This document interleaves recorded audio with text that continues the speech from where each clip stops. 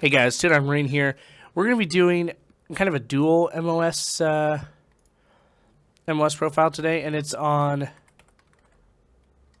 kind of the religious program. So let's dive right into it. The first one, I'll talk about the actual Navy, the chaplains. Chaplains are officers, so they'll have to go through the Naval Academy. They're going to have to do all that stuff, and then they get to kind of choose that line, and then they will go from there. Kind of once they become an officer, then they'll do all the training and all the schooling that is associated with becoming, a pastor or becoming, whatever it is for the different religion that they want to be, or that they are and that they want to be a representative of. There's not a whole ton I can really say on this particular side of it because it's pretty similar in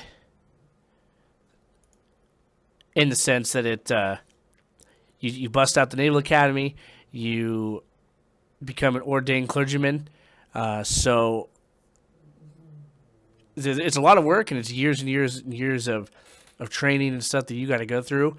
But the thing with chaplains is that, and something perhaps good to know, is that chaplains have non-combatant status and do not have the right to participate directly in hostilities. In the U.S., they are prohibited from carrying weapons. They are generally given guys, which I'm going to talk about next, which are essentially their bodyguards when in country. I really don't know, what, for instance, if shit goes down, right, and the chaplain, wherever the chaplain is, gets hit, and the chaplain needs to pick up a rifle to help somebody, would they? I don't really know that. I should have asked that to one of the chaplains. But I don't know any, active duty chaplains that I could ask. If you guys know one, let me know. Ask them this and let me know. I know in general they're not supposed to, but if it means that their people are going to be killed, would they defend them? I don't know. That's a good question. But anyway, so you would do, as a chaplain, you would do what chaplains do, I guess. You would go and provide services for guys. You would, if they need to talk, with the religious member, they could talk with you, and kind of that whole thing. I think people that get into this line of work, I think they know.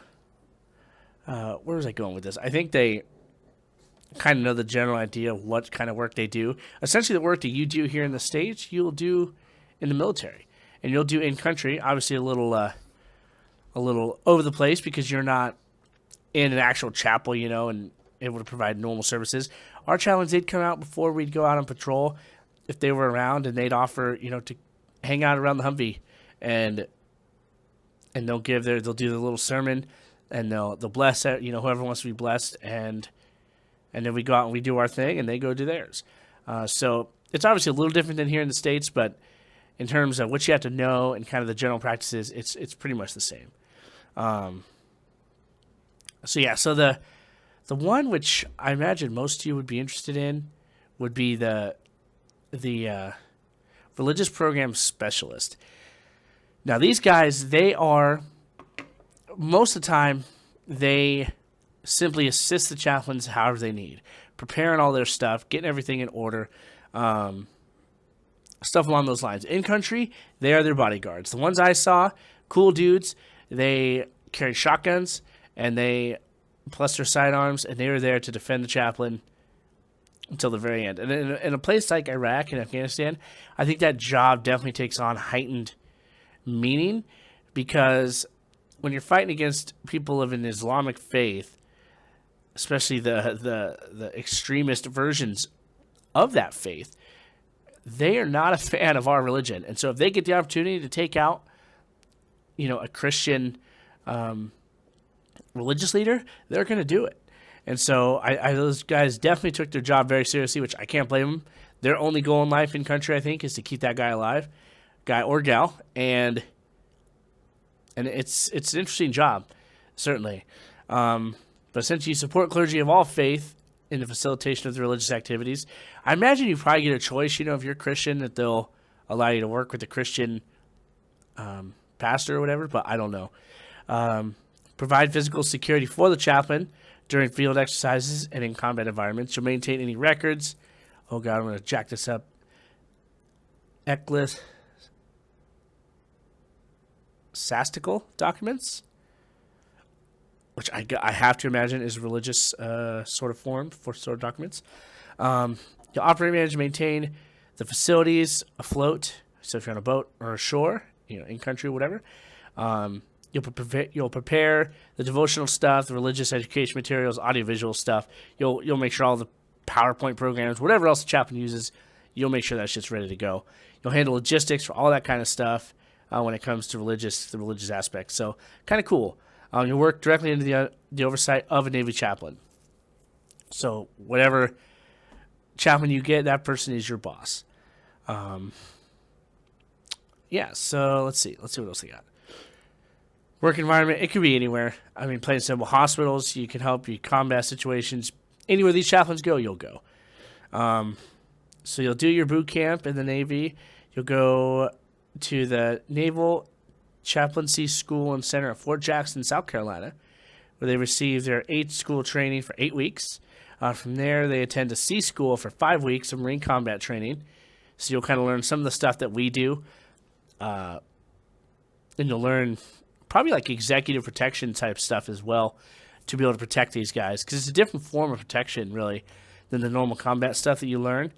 It's all about trying to protect one or two single targets, And so it's there's a little more to it. Text my wife back. Promotions are available, but it's competitive. You got to keep on top of your shit, as you should in every MOS. It's cool because, let's see what else. So qualifications and requirements. High school diploma.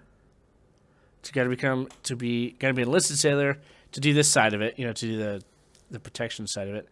Must got to be U.S. citizens, have a valid driver's license, be able to type 30 words a minute. That's easy. If you can't type 30 words a minute, get on your computer more. And you must know, obviously, that your work schedule is going to probably require your duties to be done like in the evenings and on the weekends and shit. Most religious stuff is done during the weekend. You must be supportive of clergy and people of all faiths, as well as, of course, setting high standards, have good moral character. And so, kind of the basic shit there, Don't be an idiot, more or less. So, yeah, kind of a cool job. Like I said, the guys that I met that did this, that did the program specialist stuff, were cool dudes. And this very well could be your cup of tea. So, yeah, not a whole ton else to say. If you guys have any questions, of course, hit me up. And if I can help out and answer, I certainly will.